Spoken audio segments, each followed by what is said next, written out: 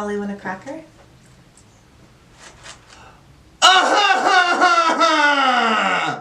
Oh, this is a show that we made for you, for your mom and your dad and your aunties too. So grab yourself a coffee, it's a crack of dawn, and strap yourself in for a He's Good Morning.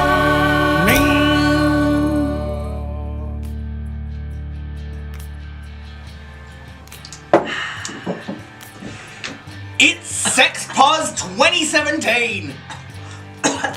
And we're here to inform the pants off of you. You I choked. choked. She choked on her words and her chewing gum. And my coffee. Hi! Hi, welcome back to another He's Good Sunday morning.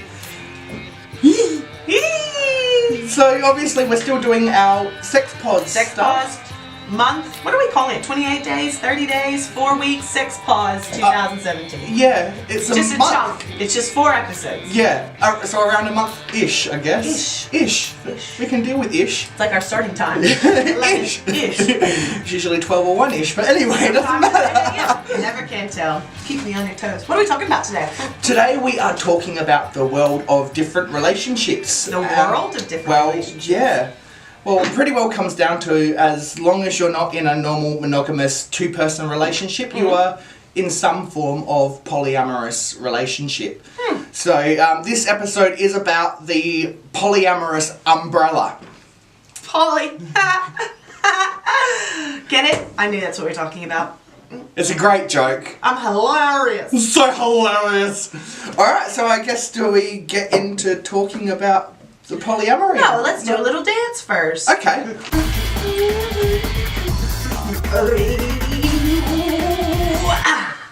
Nice. You're welcome. Alright, so we'll start Now let's talk about Okay. Alright, so starting off with explanation, I guess, of what polyamory is. Yeah. So polyamory comes from the Greek, poly meaning multiple or several, Okie dokie. and amor meaning love.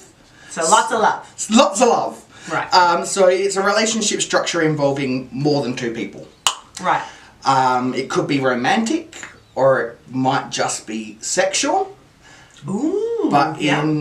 it generally consists of some form of connection between all the So people it's either involved. this kind of connection, or this kind of. Pretend I'm turned around and I'm doing that thing. Oh.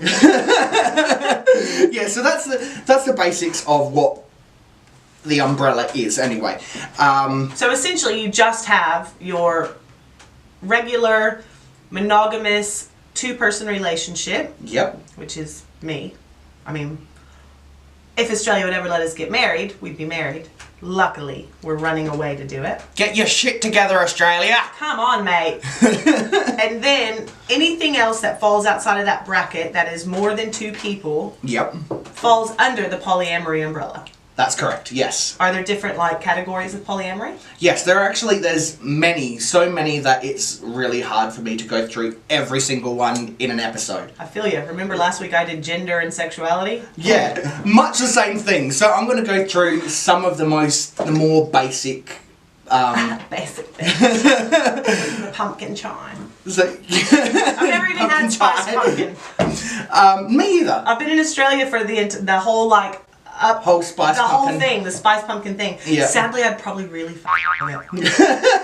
Probably. I love spicy stuff. Yeah, me too. Like, spice, cinnamon, clove, nutmeg, and spicy hot. Like, oh, hi. And she doesn't mind a bit of spice in the bedroom either.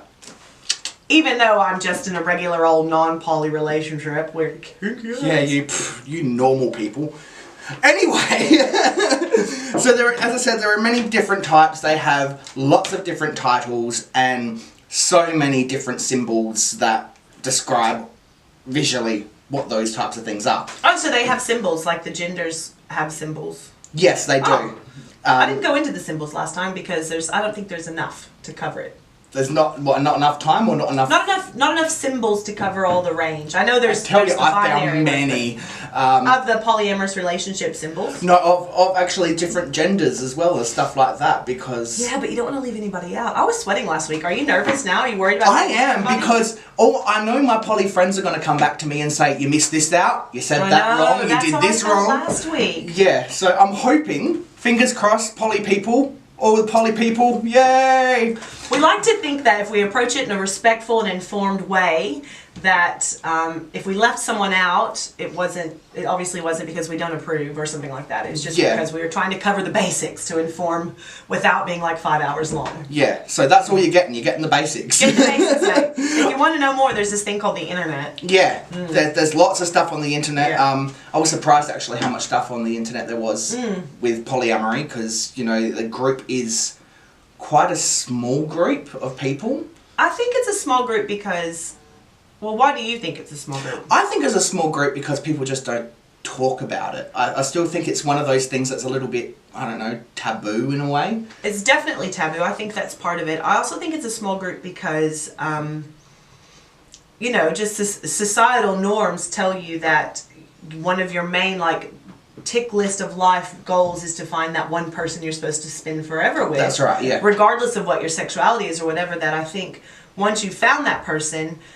you have to be fairly well adjusted and self-secure to be comfortable with a third person or fourth or fifth or whatever. Yeah. And with society constantly telling us that we're not good enough, our size, our teeth, our shape, our whatever, it's hard to be well adjusted enough to be okay with sharing your soulmate or whatever. Yeah, and I mean, it can take, you know, several tries or, you know, several partners. Say it, don't spray it, sister. To actually find the right person, get that right dynamic, and, you know, be in a really good polyamorous relationship. So you'd know that. So polygamy is where a man or a woman would have several partners of the opposite gender. But that refers to the title of marriage, though, doesn't it? Polygamy?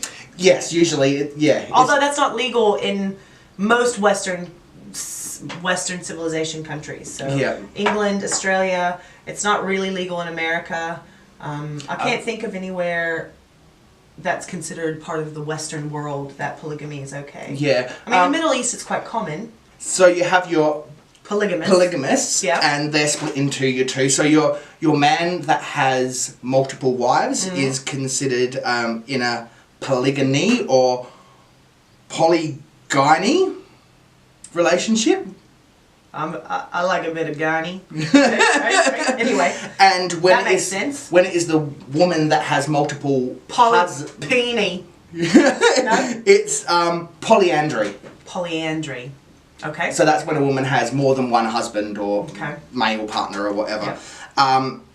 Now, in these cases, usually the multiple of the same sex, so with a one man, multiple females, all the females will have sex with the man, but the females won't have sex with each other. Yeah, what a bum deal. It is a little bit. That the man knows of. Anyway, yeah. Now, they say that there can be romantic relationships involved within that, so, you know, the women end up loving each other, but they're just not allowed to be sexually with each other. Not allowed. There can be a lot of different rules and stuff like that to save feelings and stuff. There's lots involved. But poly, of course, isn't always one-sided. Of course not. So you've got things like your open relationships, where two partners, both people in the relationship could have multiple partners outside of their relationship.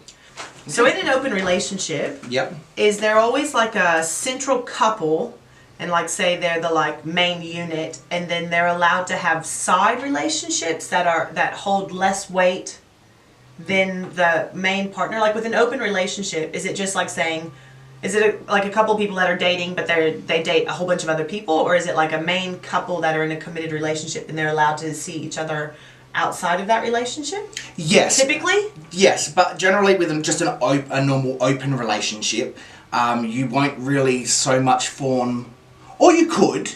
There is always exceptions to everything in this, but usually they wouldn't form connections with those with the other people. With the so they'll just have a fuck buddy or whatever like that. I think that's the first time you've had to bleep yourself. I don't bleep myself very often. It's because I have to bleep you so much, so I just go, I'm not going to swear. We run out of bleeps because of me. So that's an open relationship, and there's no restrictions or guidelines on that one, in theory. In theory. I mean, in order for a relationship to work, I think the general rule of thumb is everything needs to be discussed and consensual. Right? Yes. Okay. Yes. And look, some people in open relationships have like a don't ask, don't tell policy. So it saves everyone's feelings if you just don't know about. Or other people Me and Robin are in an open relationship with a don't ask, don't tell. Just kidding. No, the idea of being sexual with somebody other than her grosses me out. But. Yeah. Well, and then others, they like to know 100% of everything. Yeah. So it just depends on the couples involved. I think in this day and age, it's probably safer to know what your partner's up to. Although, I think if you have that kind of relationship, then you're under the assumption that they're being safe and protecting the both of you sexually. Yeah, rules are always come into play. And as I said, there's lots of different rules. Every couple's different, so lots of different rules. I have to interrupt you. Yep. I'm sorry. Please, please, please, whoever you're having sex with, whatever kind of relationship you have, take into consideration the people's lives you're affecting and always protect yourself and those you're sleeping with. Because I read a thing the other day that there is a form of, I think it was gonorrhea, that is resistant to antibiotics. So now it's not just herpes and HIV that are lifelong gifts. Yeah. Oh, and, you know, all the other ones. But also gonorrhea has now joined the ranks of things you can't get rid of. So. Wow. Be safe. That's it. Always. Sorry. Always be safe. Safe sex. Yeah. And then, of course, you've got swingers, which is a couple that would actively go out and have sex with a third, fourth, fifth, whatever, but together.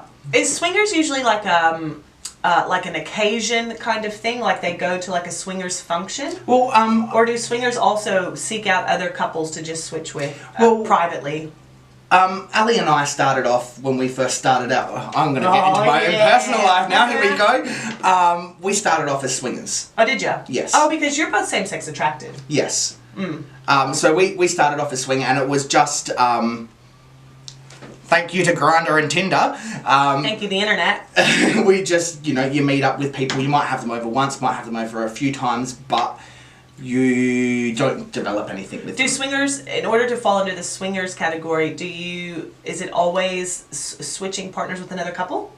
No, not necessarily. See, I was under the impression it was always with other couples, so you could like swap and change. Yeah, no, Ali and I, we were open to having another couple, but we always played with singles. I find that here in Adelaide, and I'm going to edit this tremendously. Yeah. The swingers that I have met, you know who you are. One of them owns a prominent local business. They tend to be slightly older than our age group. Yeah. And by our age group, because we're about a decade apart, you and I. But they tend to be people that have been together, like, in their late 50s and stuff. And no offense, but that doesn't appeal to me, mate. Now, this is something that I have found because I too thought when I first not just in Adelaide, in the States as well. The swingers that I've met in the past have always been slightly older, so... Yeah. I guess it's because they've been with their partners a long time. Yeah, that's right. So, being a part of the Poly Umbrella, I always expected that to be poly meant that I was going to end up with people twice my age. Yeah. Now, I've found that actually, although there is quite a few older people involved in it, it seems to be very much a young generation thing now. I've noticed that lately getting around here at the studio. So there is actually... the young ones sniffing around ethical hedonism lately. So there is an awful lot of young people out there experimenting, trying to, learn about themselves. And I think that's, again, thanks to the internet and just the overwhelming amount of information and, being able to identify with different groups. Could you imagine us 20 years ago without the internet being able to find all the different subcultures and stuff when we were younger? You had no idea, man. Yeah, and I think, once again, why it's become so much more popular and publicised, I guess, these days, thanks to the internet. Yeah. Yeah. So next we have polyfidelity, which is something that I am involved in myself right now. Yep. So a polyfidelity relationship is a relationship where it's like a monogamous relationship, but with more than two people involved. A throuple. A throuple, yes. So, so the third party has to be agreed on by both of the main committed couple. Yes, that's correct. And invited into that relationship. Like that Netflix show. Like that Netflix show, You, Me, Her. Yeah. Yeah, we're both kind of a bit of a fan, I think. Yeah, I've been watching it. I mean, yeah, I'm kind of a fan. If there's nothing else on Netflix, I'll watch a bit of it. Yeah, we go to and from it every now and then. We don't mind it. It's being able to not focus on anything kind of Netflix binge. Like, I don't want anything too serious. My life is too chaotic. I'm just going to watch this. Yep. And eat Doritos. Yeah. So polyfidelity. Yes. And so you've got your triads with your 3 people. The gang? The triads? They're involved? Sorry, go ahead. So, my friend actually, because my last name's Zertov, he's now started calling us the Triceratops. That's a mouthful. But I love it though. That's what I love it. So you got your triads with 3 partners, your quads with your 4 partners, and anything larger than that, generally gets referred to as a pack. How? Yeah, I know, it sounds really raunchy to me. I'm not a big fan of the term. That's too animalistic, yeah. Yeah.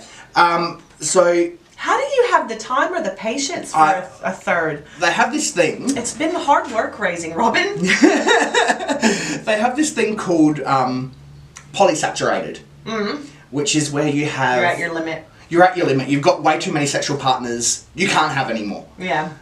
So for us, our polysaturation limit is another person. 3. Yeah, the throuple. That's it. Now... Which makes sense. Yeah, it does. Too much. So not all these partners necessarily need to be sexually involved with each other. Well, again, not fair. What's the point? Oh, well, I feel the same way. What's the point of being in a throuple if only 2 of you is having it off? Yeah, I know. Yeah, but that works for some people, so they do it that way, and... That's when you take up cross-stitch, maybe. So they don't all have to be sexually involved with each other, but it is important that everyone is still on the same page. Yeah. Again, agreed and consensual. Yes. Fulfilled and consensual. Yeah. It's all about being fulfilled and consensual. That's right. So, but you can have these triads and quads and whatnot without necessarily being in a polyfidelity relationship. Right. So polyfidelity implies that you know, that you're not monogamous, but you are monogamous within the group. Monogamous within your group, yeah. Only sleeping with each other. Yeah. Now you can have those groups, and those being like your core group, which they so the people inside that core group are referred to as the primaries. Yeah. And those primaries can then have sex with people outside of the group, and they call those people outside secondaries, which I do not like that name. I prefer to call them non-primaries. Yeah, because secondary makes it seem like they're not as important. That's exactly right. And I like to try to make, in my relationships, I like to try to make everybody feel important. Equal. That's right. It's like the color wheel. Is there a tertiary on there? No. I'm kidding. So let me ask you a question really quick about the triads. Yep. So the gang. No, I'm just kidding.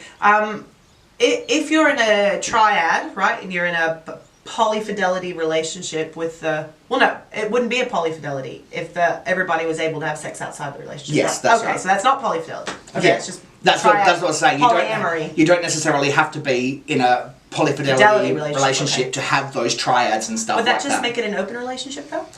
A I guess so. That's open? An open relationship with more people. So many bodily fluids getting around. Yeah, a lot. Be safe. It's fun.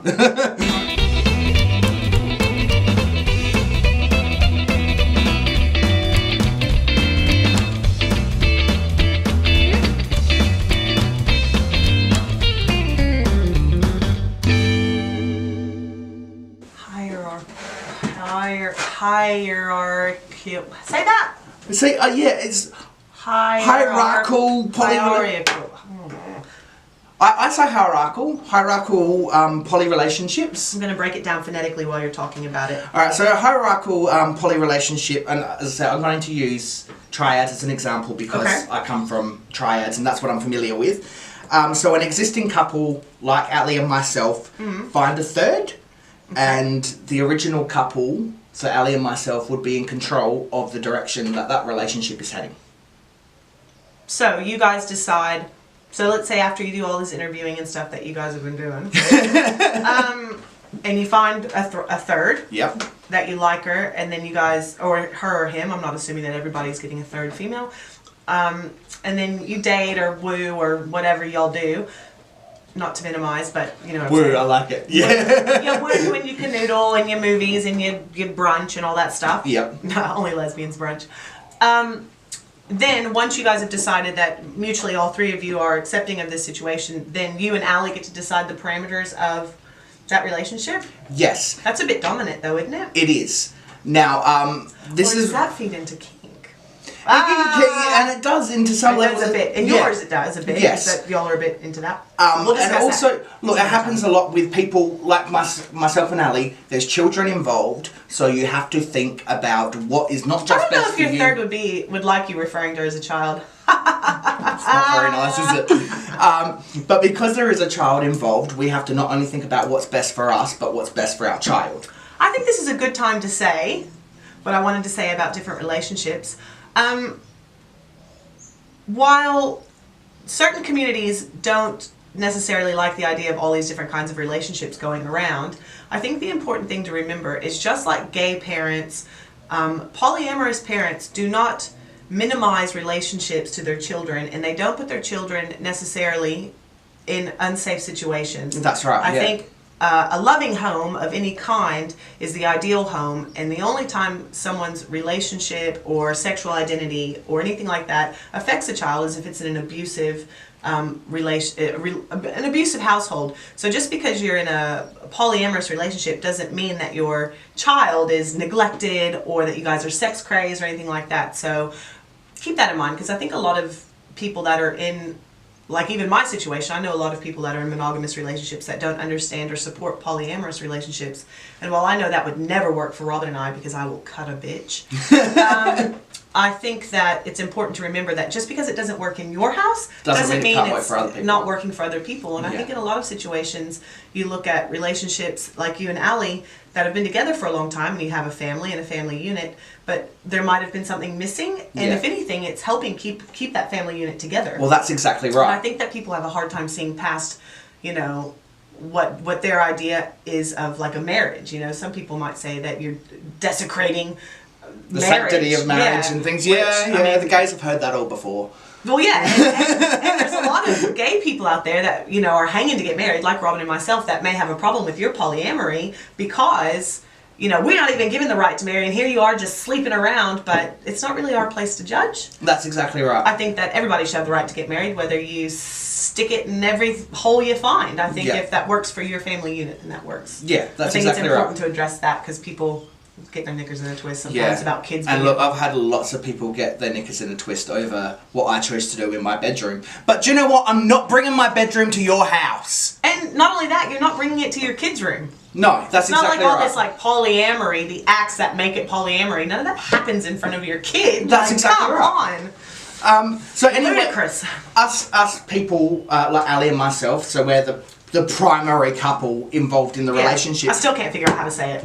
Yeah. You know, just like push the button and Siri says it for you? Yeah, couldn't find the button. Fair enough. Anyway. So us in a triad, being the main couple, we're usually referred to as unicorn hunters, which is usually actually used as a derogatory term towards us.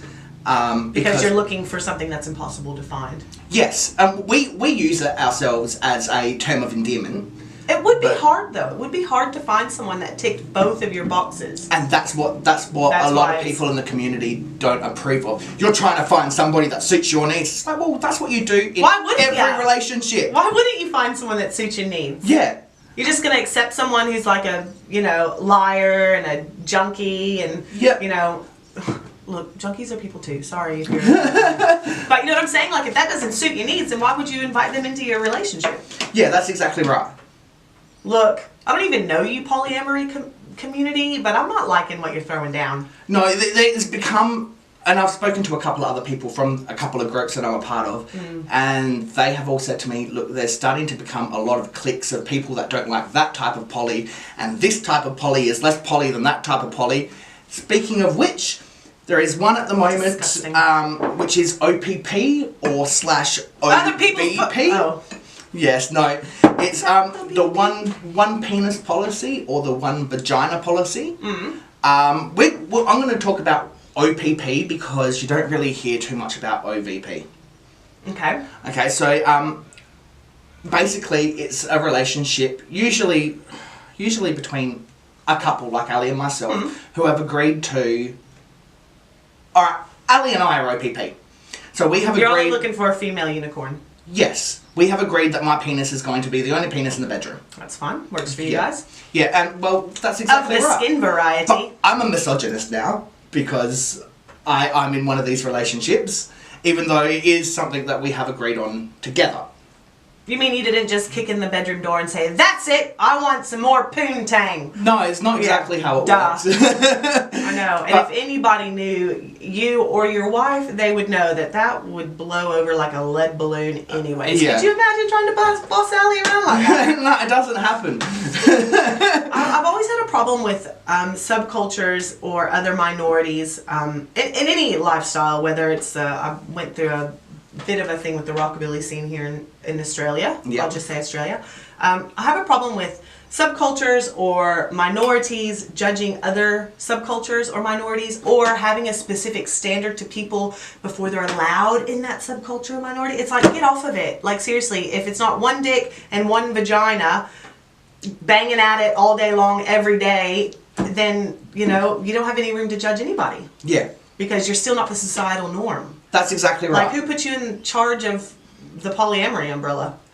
You know what I'm saying? And this is what I'm saying. That's a couple of the people are finding the exact same thing at the moment. You just like making waves in every little group that you're involved in. Didn't the gays out you as well? Oh yeah. They don't. Apparently, I'm not very good in communities.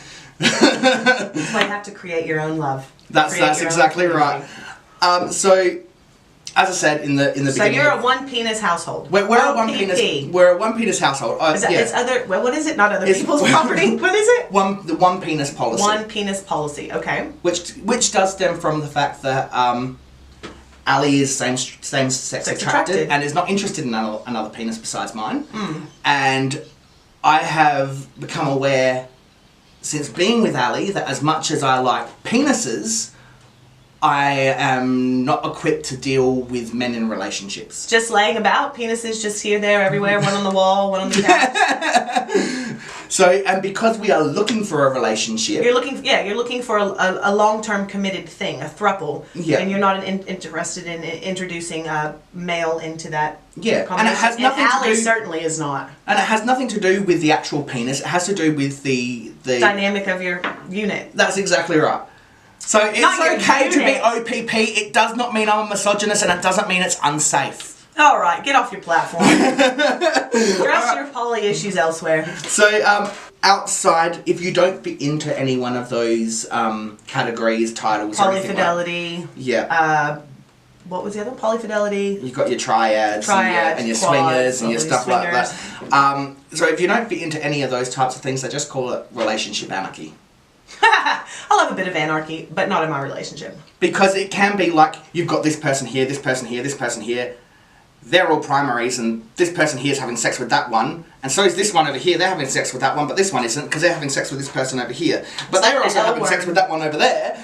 So it becomes so complicated that it's no other way to describe it. There's relationship anarchy. Yeah. Well, I mean, I guess really at the end of the day, whether it's relationships or gender or sexuality or any of that, it's all a sliding scale. It's all grey. Yeah, it's all grey.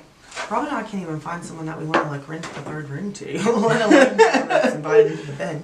Yeah, and that can be extraordinarily troublesome. Pardon me. You can go through a few sometimes just to find Mrs. or Mr. Right, but anyone in any kind of relationship knows that. Absolutely. Yeah. I'm almost 40 and have, only just now decided to get married. So, yeah. I mean, that was a long slog. But anyway. Takes its time. It does. So the key... Especially in somewhere as tiny as Adelaide. Jesus. Yeah, everyone does know everybody, and that's another thing is, as soon as you badmouth one person, that's it, no one wants anything to do with you. See, my general rule is never say anything behind someone's back that you wouldn't be comfortable saying to their face. That's exactly right. So that's my rule. Yeah. I never get busted out talking shit, because if someone says, oh, I heard you said this, if I said it, then I'm like, yeah, I said it, because I feel that way. Yep. I'm never, like, I learned that lesson early. So for anyone that is actually interested in learning more about polyamory, or poly for short, anyone, it's all over the internet. If you're interested in maybe involving it in your relationship somehow, there are 3 keys that they say to making polyamory work for you.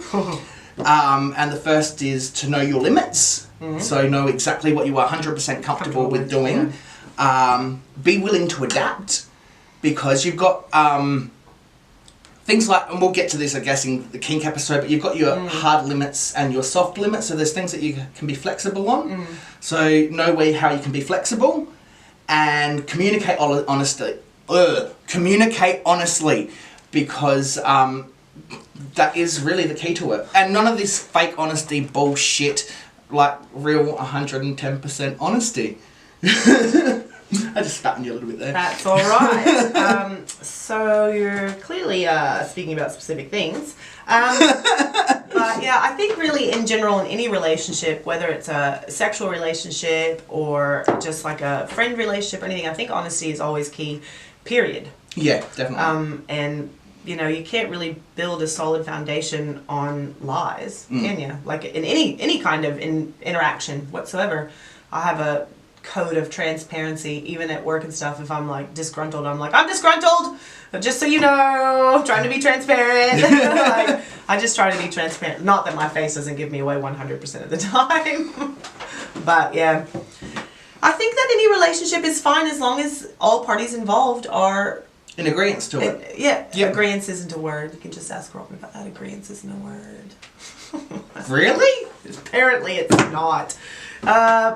Anyway, agreement is one of the words that we have a geographical disagreement on. She thinks it's something Americans say, and it's not, shouldn't be allowed. But she was proven wrong about irregardless, because irregardless has now been accepted as a word. So I hate that. It's a real word now. It's been accepted. I hate it. Oxford, Webster. Irregardless, it happened. Irregardless. Essentially, irregardless is driving a point home. Yeah. It's not like conversational or accepted in like, you know, literary works, but it's like street slang. Yeah. Essentially. But Urban Dictionary shit. No, actual dictionary. Yeah. Oxford. Oxford and Webster have accepted irregardless now. But anyways, I digress. So yeah, just, you know, be open, be honest, be safe. Yes. Isn't that the key? That's pretty much it. Open, honest, safe. Well, I don't mean to cut you off, but are you done talking? I am done talking. I didn't get to talk much about that because I don't know nothing about it because I'm territorial like a motherfucker. Me and Robin even have a little thing. Used to be back in the day, you know, when we were younger and desired by other people before we were attached at the hip. I used to be able to like look across like a derby after party or something like that and see who she was talking to. And if I didn't know who she was talking to, I'd be like, and she would know, oh, cut a bitch. Back away. Yeah, there's been a couple of situations where I've been like, oh, hell no. And she's like, oh. But, sorry, I hate it when that happens. But yeah, so, open, honest, safe. Yes. Open, honest, safe. Maybe I'll get that on a t-shirt, open, honest, safe. I'm pro polyamory, just not in my house. It wouldn't fly in my house. Well, then, guys, that was, I hope that was a little bit more lighthearted than last week. I hope so. Last week was intense. Yeah. I was literally sweating. And I think next week will be even more fun. Yeah, because next week we're going to talk about kink. Kink and fetish. Yeah, it's going to be very fun. That will be fun. Maybe we'll bring in some props. Yeah, props. And costumes. Ooh. And all kinds of things. Okay. I don't really know where I'm going with that because I don't know what kind of costume I'm going to... Oh, because you got some PVC, have you? I don't like PVC. You know I don't support that cheap vinyl tacky shit. It's latex all the way. What's that? You like cheap vinyl? No, I'm with you. Latex. Latex or leather, and I don't buy leather, so it's latex for me. Fair enough. Alright, don't forget to like, comment, subscribe, and share. Our future is at your loving little fingertips. Oh wait, I don't know the last time I washed my hands. Yeah. Come see us next week if you want to talk about kink. Yes, it will be fun. Definitely 18 and up next week. Yeah. Oh, yes, yeah. Definitely so. All right. So the music background, I think it's not really playing. Well, you'll add it in later. It's not playing in the studio, but you get the idea. You get the drift. Yeah. We're leaving. We'll see you all next week. Bye. Bye.